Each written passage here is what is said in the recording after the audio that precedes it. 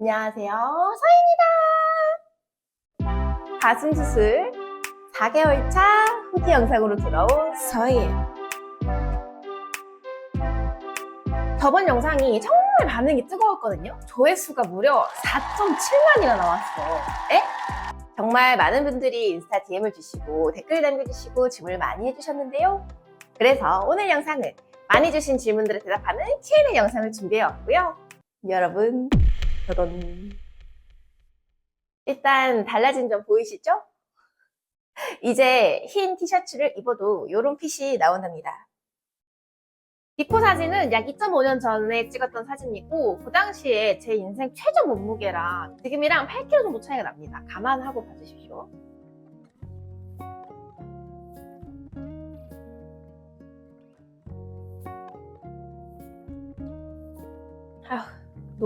너무 좀 민망하니까 좀 뒤로 갈게요. 이 수영복이 저한테 지금 너무 작습니다. 이 둘레도 작고요.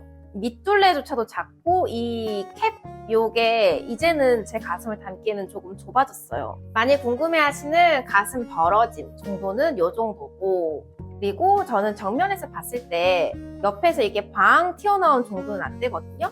그 옆으로 방 튀어나온 정도가 되려면 가슴이 거의 한 2컵 정도는 돼야 돼요. 제가 자연스럽게 이렇게 팔을 움직여 볼게요. 이런 식으로. 어때요? 흉터가 많이 보이나요?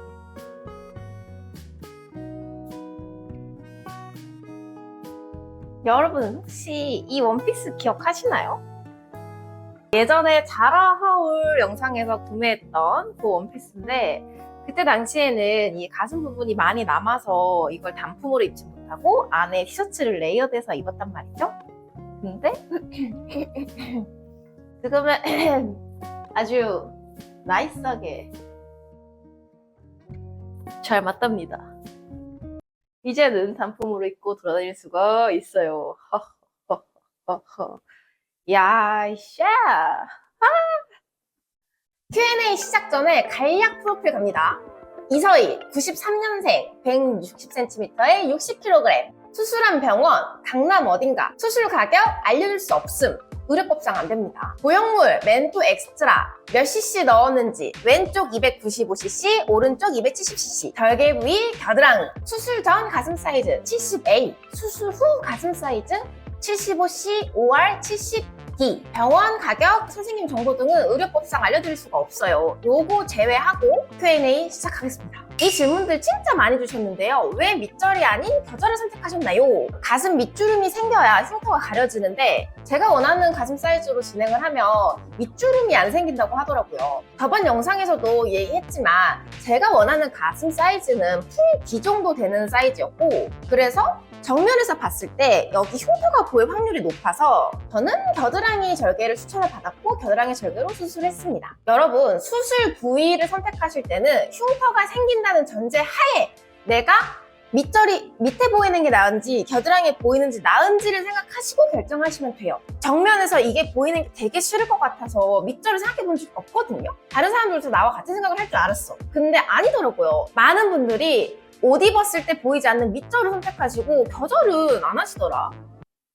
두 번째, 흉터가 너무 고민이에요. 언니 흉터는 괜찮나요? 라는 질문 많이 왔어요. 흉터를 보여드리기 위해 옷을 한번 잠깐 갈아입고 오겠습니다. 4개월 차의 제 흉터는 이 정도입니다. 보이시나요? 정면에서 봤을 때 제가 팔을 이렇게 들면 이 정도로 보이고요. 흉터 연고를 꾸준히 바르고 있고 수술했던 처음보다 굉장히 많이 옅어졌어요. 일상에서 겨드랑이 노출할 일이, 겨드랑이 이렇게 들고 다닐 일이 얼마나 있겠으며 또 상처가 좀 보인다고 한들 뭐 어떡하십니까? 그리고 저는 과거에 액지증 수술을 한 적이 있거든요. 그때 겨드랑이 부분 절개를 했어요. 근데 그때도 흉터가 이렇게 깊게 생겼으나 시간이 지나고 나니 없었단 말이에요. 과거의 경험을 생각했을 때 제 살성은 아마도 이 흉터가 나중에 사라지지 않을까라고 생각을 하고 있습니다. 이것은 시간이 해결해 줄 일. 그리고 진짜 많은 분들이 물어보셨던 것 중에 하나가 일상생활은 언제부터 가능하나요? 제가 뭐 휴가를 9일밖에 못 써서 또는 제가 대학생이라 수술하고 거의 직후 바로 학교로 가야 돼서요 라는 질문이 많았는데 버틸만 한 건 6일차 그리고 일상생활이 가능해진 건 2주차. 제가 하는 일이 몸을 많이 쓰는 직업이에요. 카메라 들고 이렇게 손을 올려서 행거에 옷을 넣어야 되고 무거운 걸 드는 일이 많은데 2주차부터는 그런 행동들이 좀 편해졌습니다. 학생이라면 또는 앉아서 일을 하시는 직장인 분들이라면 뭐 6일 정도면 충분할 것 같아요. 그리고 저는 겨드랑이 절개를 했기 때문에 더 회복 속도가 느린 거고 밑절개를 하는 사람들은 더 빠르게 일상 복귀가 가능하다고 하더라고요. 운동은 언제부터 가능했는지 결론부터 얘기하자면 4개월 차인 지금도 운동 금지 중입니다. 정확하게는 일부 금지예요. 등 운동, 가슴 운동, 수영, 뛰기 등등 상체를 쓰거나 가슴이 격하게 위아래로 흔들리는 운동은 제한하고 있고 하체 근력 위주의 운동을 하고 있습니다. 레그 프레스는 가능한데 상체에 힘을 줘야 되는 스쿼트는 조금 버거운 정도? 데드리프트를 저중량으로 하는 건 괜찮거든요? 근데 랩풀다운처럼 가슴을 쭉 늘렸다가 이렇게 당겨야 되는 운동을 할 때는 가슴이 조금 뻐근함을 느껴요. 제가 수술 직후부터 계속 선생님한테 언제부터 운동할 수 있냐 진짜 많이 물어봤거든요. 3개월 차 원장생 마지막 면담을 마치고 이제는 운동해도 된다 허락을 받았어요. 근데 상담 실장님께서는 5개월 차까지는 제한하는 게 좋다라고 얘기를 해주더라고요. 사실 그 말을 들을 때까지만 해도 원장쌤이 된다고 했는데 뭐 실장님 말 들어가야 되나? 이렇게 생각을 했어. 근데 실장님이 선생님 물론 지금도 하셔도 돼요. 운동한다고 해서 부작용이 생긴다라고 확신할 수는 없어요. 하지만 이 기간에 운동을 하면 부작용이 생길 확률이 높아지는데 그 2개월을 못 참고 굳이 지금 하셔서 나중에 부작용 오면 진짜 후회한다 라고 얘기를 해주셨어. 여기서 부작용이랑 구형구축뿐 아니라 모양에 대한 것도 들어가거든요. 예를 들면 가슴에 벌어짐, 위아래 뭐 짝짝이가 되는 등등등. 근데 또 너무나 맞는 말인 거예요. 아니 내 인생에 2개월 꼴랑 운동 못한다고 한들 뭐 내가 운동선수도 아니고 수술은 원장님이 해주셨지만 원장쌤은 남자분이라 수술을 당해보시진 않으셨잖아. 그래서 저는 수술 유경험자인 상담 실장님 말을 듣고 현재는 굉장히 제한적으로 움직이고 있답니다. 그 다음에 많이 물어보시는 게 감촉 이 부분이거든요. 감촉은 어때요? 뭐 자연스러운가요? 등등인데 보세요. 말캉말캉 또 이렇게 보시는 것처럼 많이 말캉말캉해졌습니다.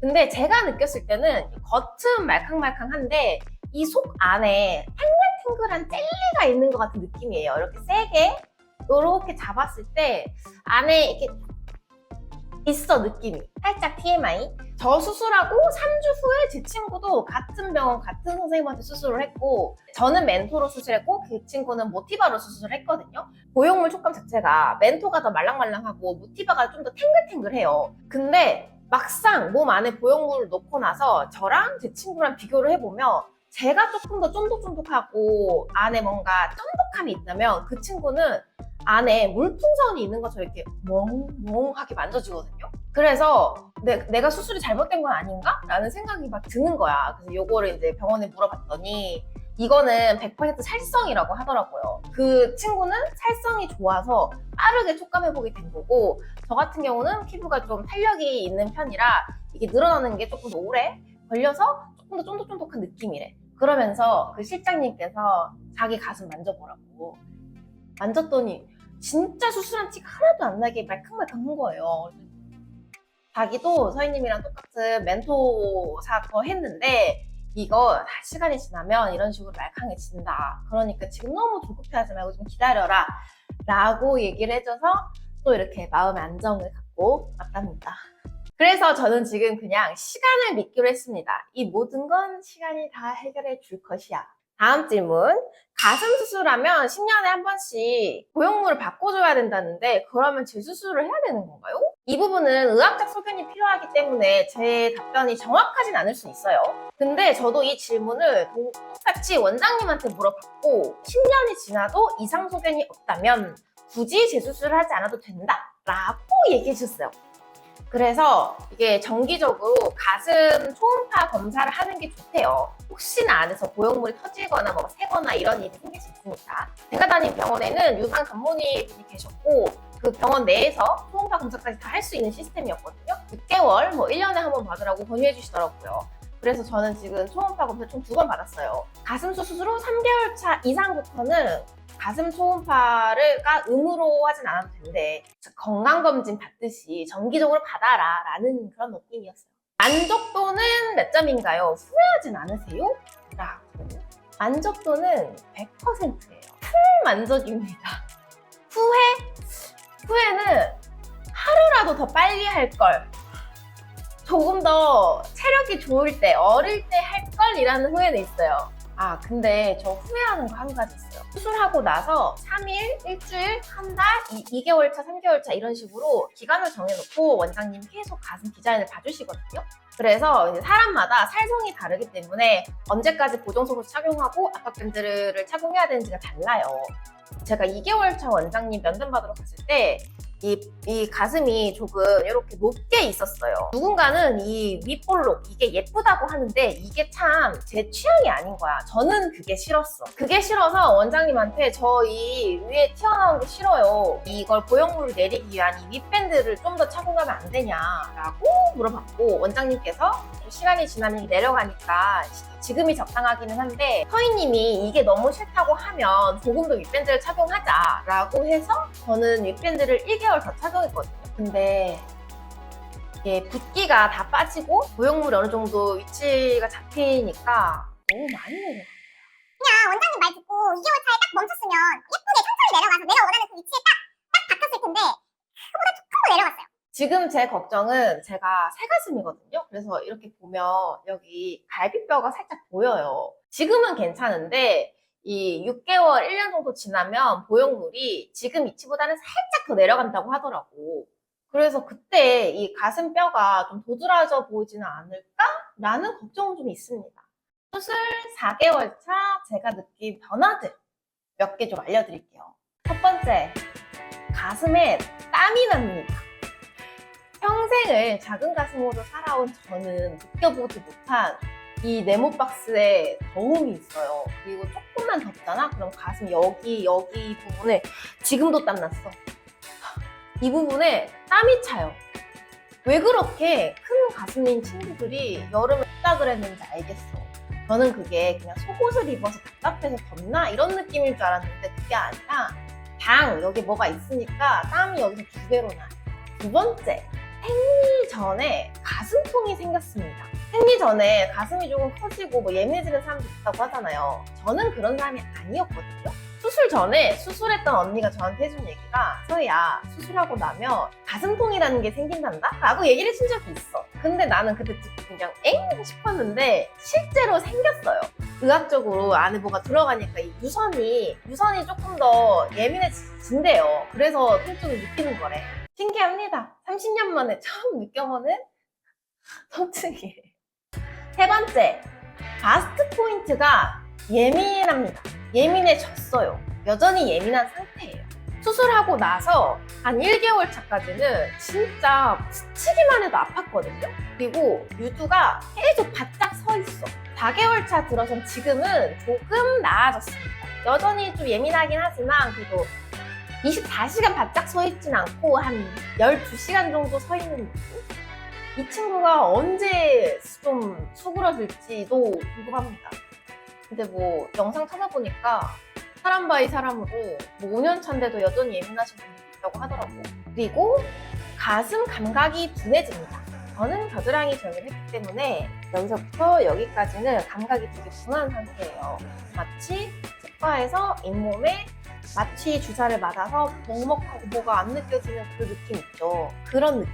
이쪽 라인은 감각이 있거든요. 근데 이쪽 라인은 여전히 감각이 둔한 상태.